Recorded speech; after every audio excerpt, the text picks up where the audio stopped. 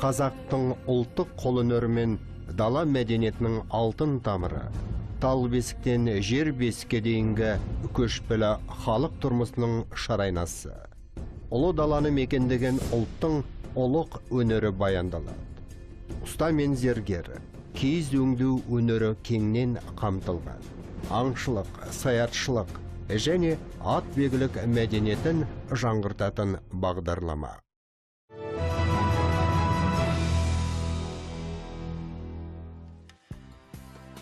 Қазақ хандығының 550 жылдығы тарихи дата. Бұл тақырыпқа қалам тербемеген шығармашылық иесі аз. Әсіресе суретші қауымның еңбегін бөле жара айтуға болады. Алматыдағы Әбілхан Қастеев атындағы мұражайда суретшілер көрмесі өтті. Мұнда көптеген суретшілердің картиналар қойылған. Кенеп бетіндегі кескіндер шынайы. Батырлар да, ұлы шайқастар да айбынды, айбатты. Суретші көзбен көргенін жүрегімен салатын маман иесі. Ал осыдан бірнеше ғасыр бұрынғы адам мен оқиға кімге болса да таңсық. Көзбен көрмеген кескінді көңілмен тоқу қиынның қиыны. Біздің қазақ болғалы 550 жыл болғалы, және осының біздің қазақ хандығының пайда болып, содан қазақ ұлтының пайда болғанын ол қазір кім біліп, кім білмейді, соның өзінде білетіндердің бәрі айтып жатыр, және тарихшылар қазір жазып жатыр. Әртүрлі жердің мынау неден, Мысырдан, шетелден, Қытайдан табылған және сондай уақиғалардың бәрін, солардың бәрі шетінен шығарып, жазып, құрастырып, біздің тарихымызды кең қылып жатыр. Ол үшін бір жағынан суретші, ол туа біткен бір талант. Мысалы, ақын сияқты, жыршы сияқты, сері сияқты. Оны Құдай өзі бірдеме солай қылып жаратады. Өйткені әр адамның өзінің бір таланты бар ғой. Сол сияқты суретшілер солай болады. Ол кішкентайынан сол сурет сұрады, бірдемелерді шимайлайды, сол айтылған әңгімелерді айтады. Сосын суретшілер айтылған әңгімені айтып жатқанда, ол кино көргенде көріп тұрады. Мысалы, өз басым сөйтемін. Соны айтып жатқанда. Біз содан барады келе суретші кейін үлкен осында сауат алып, оқып, сурет мамандығын игергеннен кейін барады, оны игергеннен кейін үлкен осындай картиналарға көшеді. Жұмақын Қайранбаев тарихи тақырыптарға батыл барған қылғалам шебері. Оның картиналары адамды иландырады, шынайы. Абылай ханды ең алғаш салған да осы Қайранбаев болатын. Хан образын әдемі берген. Жұмақын аға кейіпкерін кітаптан алады. Кітап көңілдің айнасы, суретшінің азығы. Сурет салу көз бен көңілдің өткірлігін сынайды. Суретші өзімен өзі жан дүниесі алай-дүлей күй кешетін адам. Ол өмірді, қоршаған ортаны басқаша көреді. Суретшілердің көзіне таулар асқар, баулар жасыл желек болып елестейді. Қарапайым адам өмірдің картинасын түпнұсқа күйінде сезінсе, суретшілер судың сылдырын, желдің гуілін көзбен де, көңілмен де тыңдай алады. Картина салмайтын кісі 7 түстің сырын білмейді. Ал қылғалам шебері 7 түстен 7 әлем жасай алады. Бұл суретшілердің бойындағы ешкімге біте бермейтін өзгеше қасиет. Ақындар тілмен айтса, суретшілер көзге көрсетеді, өйткені оның суреті кез келген адам бір көргенде не ұнатады, не ұнатпайды. Бұл бір нәрсесі тайға таңба басқандай қылып айтады, көрініп тұр ғой. Сондықтан сурет өнерінде қазір біздің үлкен өскен жігіттер, қазақтың құрылтой деп айтамыз, соларда қазір бет бұрып, осындай жаққа осы өзінің ата-анасын кім болған, не болған, еліне қайдан пайда болған, соған сондай бір қызығушылық пайда болып, жаңадан бет бұрып келе жатыр. Осының бәрі өссе, өкіметіміз қосылып осындай жұмыстар істеп жатыр. Өнер танитын адам үшін Жұмақын ағаның картиналары тілі бар сөйлейтін, жаны бар қозғалатын жұмыс. Тарихи картиналарындағы кейіпкер мен сол дәуірдің бояуы бір-біріне әбден қабысып кеткен. Сауыт сайманы мен батырдың қару жарағы, ханның тұлғасындағы шешім шынайы. Жұмақын аға тәжірибелі ұстаз. Оның алдына талай шәкірт келді. Өзіндей талантты суретшілер шықты. Сурет салатын адамның ұстаз болғаны шәкірттің бағы. Ал бала кезінен ертегі дастан, батырлар жырын тыңдаған ұстаздың тәлімі тіптен бөлек. Жаңағы балалар суретші болам деп кеп бізге түседі ғой. Бізге түскеннен бастап біз оларды қолға аламыз. Қолға алғанда біз олар жаңағы шығармашылық жұмыстар істейді, жаңағы сызғылайды, өйтеді. Содан жаңағы мысалы тақырып береміз, тарихи тақырып міндетті түрде береміз, жылына бір тақырып. Сол кезде біз олар жаңағы мысалы Шыңғыс ханды алса, ол жақтан қай нелерді қарау керек, қай журналдарда бар, соны библиотекада, интернеттен тауып, сол туралы не бар, соның бәрін білу керек. Енді оны мына мектептен де біраз үйреніп, сауат алып, біліп келсе ғой, бізге жеңіл болатын еді. Сол кезде мысалы ол қай заманда өмір сүрген, сол замандағы киімдер, сол замандағы ою өрнектер, соның сақталғандар қазір музейдерде бар, көп жерлерден шығып жатыр көп нәрселер. Соның бәрін үйрете келе, сол кезде мысалы сол батыр туралы бір алса, соның батыр қайда соғысты, тарихи дәл болу керек қой, ол жаңа белгілі бір адамды алған. Мысалы Махамбетті алатын болса, мысалы Райымбек атамызды алатын болса, сол қай кезеңде болған, сол кезде киім кешек қалай болған, сол кездегі әңгіме не болған, соның бәрін жаңағы шәкірт бәрін жаңа жинастырып, жаңағы өзі бір ой тоғысып, сосын жаңа ұқпаған жерлерін айтады, мен өзім білетін нәрселерімді айтамын. Содан жинастырып келіп, ол жаңағы ең негізгісі сол алған тақырыбы жаңа кеңістікке шығарғанда, сол кеңістікте ол соның шешімін табу керек. Сол жерде шешімі ол жаңағы батыр ма, жыршы ма, ақын ба, сері ма, соның барлығы ана жерде жаңағы бірден білініп тұру керек. Қазақ хандығының 550 жылдығы тақырыбына қалам тербеген суретшілердің бірі Талғат Түзелбаев. Талғаттың салған тарихи тақырыптарында қуат бар. Көрерменді терең иірімге ертіп әкететін сиқырлы. Оның жұмыстары бірін-бірі толықтырып, бірін-бірі ашып тұрады. Батырдың сауыты мен аттың әбзелінде жылы түс басым. Мынау суреттерде негізінде Абылқайыр хан дейміз ғой, бірақ оны атын, суреттің атын Аңырақай шайқас.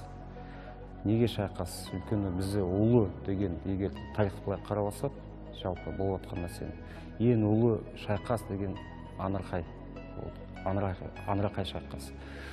Сол негізінен шайқаста өте атағы біздің ата-бабалар қатысқан. Мысалы, Әбілмансұрдан бастап, Абылай ғой қазір.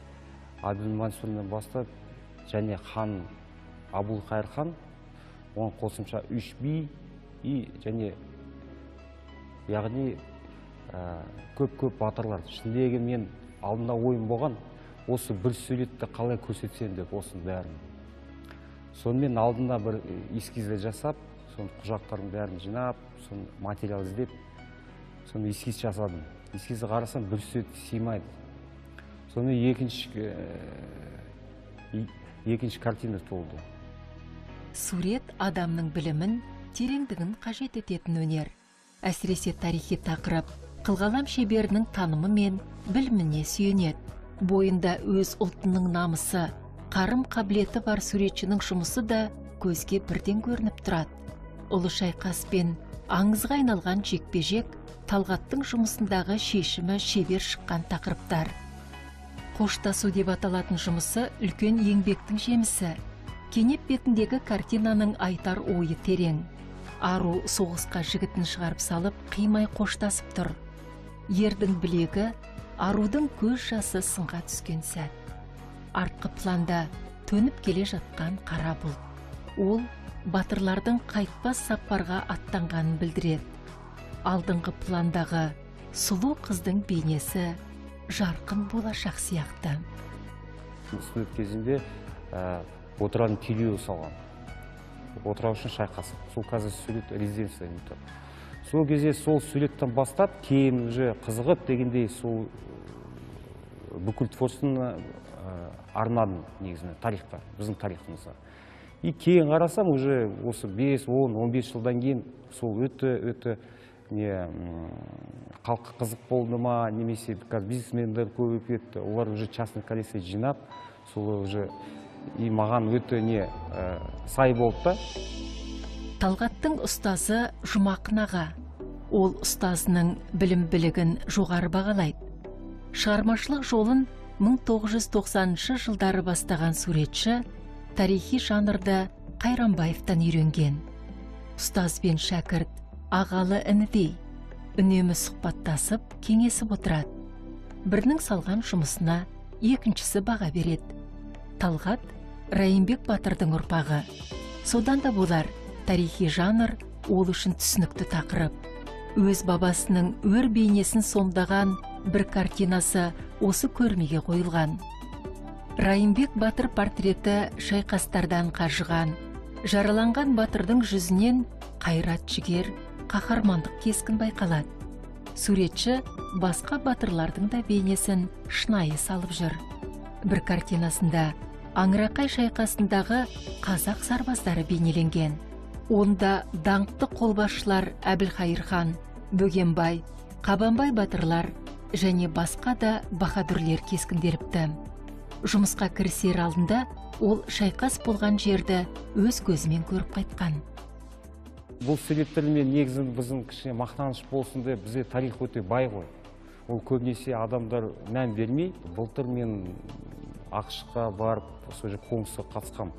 Бүкіл дүние жүзінде бір мировой темалар болады ғой. Ол жерде 50 мемлекет қатысқан. Соны мен ұлттық суретін айди жібердім. Біздің қазақтардың бір батырын жіберген. Сол жерде ең олар неге бөлінеді ғой.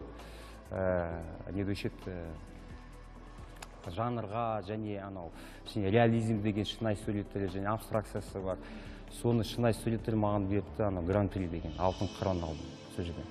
Мен айтқан мақсатым мақтаныш емес. Бұл жерден айтып тұрған бұл негізінде өте алыс, батыс болсын, Америка өте алыс қой. Олар алыс болса да біздің ұлттығын түсінгені соған да Құдайға шүкір деп ойлаймын. Көрме қазақ суретшілерінің басын қосқан игі іс болғандай. Мұнда көздің жауын алатын алуан тақырып, алуан бейне бар. Кенеп бетіндегі көріністер қылғалам шеберінің табан ет маңдай тері. Қазақ хандығының 550 жылдығына арналған көрме суретшілер бойына ұлттық рух бергендей. Әр суреттің бояуы мен тақырыбынан ұлт байлығы, қазақ тарихы айқын аңғарылады. Бұл көрме сонау біздің қазақ хандығымыздың 550 жылдығына арналып отыр. Бұл көрмеде біздің қазақ халқымыздың осы қазақ жеріне деген өзінің сүйіспеншілігімен еңбек етіп жүрген көптеген суретшілердің жұмыстары, сонымен қатар біздің осы өнер мұражайының қорынан алынған жұмыстар. Бұл көрменің жасалу мақсаты осы біздің халқымыздың тарихын парақтап айтып беретін, осы ұрпақтар сабақтастығына жетелеп көрсететін бір тақырыптардың бірі болып отыр. Бұл жерде сонау Кенесары ханнан, Керей ханнан басталынатын, Жәңгір сұлтаннан басталатын тарихтарымыздың бәрі осы кенеп бетіне бейнеленіп отыр. Суретшілеріміздің басталған тақырыптары қазақ хандығына, қазақ тарихына, қазақ жеріндегі болып өткен қаншама соғыс жылдарын, соның бәрін кенеп бетіне бейнелеп салынған жұмыстар. Сурет тілсіз өнер. Суреттің тілі тақырып пен бояуында. Көлеңке мен жарық, кескін мен кейіпкер картинаның сүйегі. Тарихи тақырыптарға арналған жұмыстың шынайы шығуы қылғалам шеберінің тереңдігі мен талантын сынайды. Қазақ хандығының 550 жылдығына арналған көрме ұлт рухына бай картиналарынан қазақтың батырлық эпосы аңқиды.